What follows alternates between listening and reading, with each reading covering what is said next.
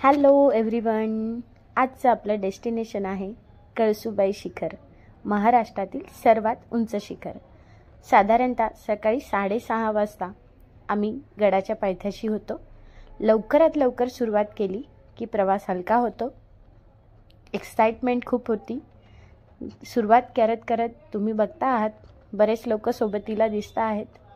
हे जे जिने चित्रामध्ये तुम्हाला दिसत आहेत असे 5 प्रकारचे जिने आहेत.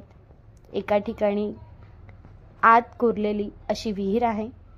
आजूबाजूने झाडी आहेत. मंद वारा, सुंदर असा सूर्यप्रकाश या सर्वांच्या सोबतीने चढायला सुरुवात केलेली आहे. तुम्ही बघू शकताय इथे स्टेसाठीची व्यवस्था दिसते आहे.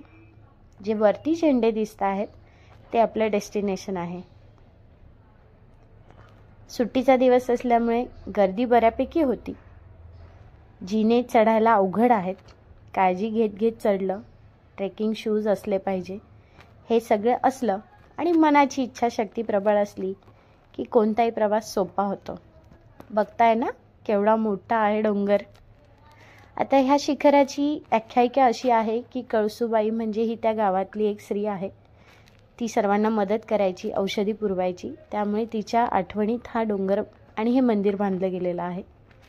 पर्यटक, हिरवी झाडे, रांगा, दगडं, सुंदर निसर्ग आणि सर्वात शेवटी आपलं हे डेस्टिनेशन म्हणजे कळसूबाई देवी मातेचं मंदिर.